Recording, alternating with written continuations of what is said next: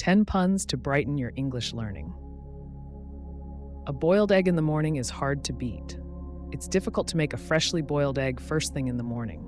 I used to be a baker, but I couldn't make enough dough. Dough refers to both money and the mixture of flour and liquid used to make bread.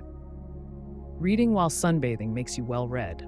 Playing on the words well-read and well-read, suggesting sunburn from reading outdoors. I'm on a seafood diet. I see food and I eat it. A joke on the words seafood, a type of food, and I see food. I wondered why the baseball was getting bigger.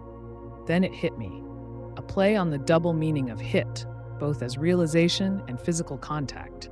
I'm friends with all the letters of the alphabet. I know them all personally.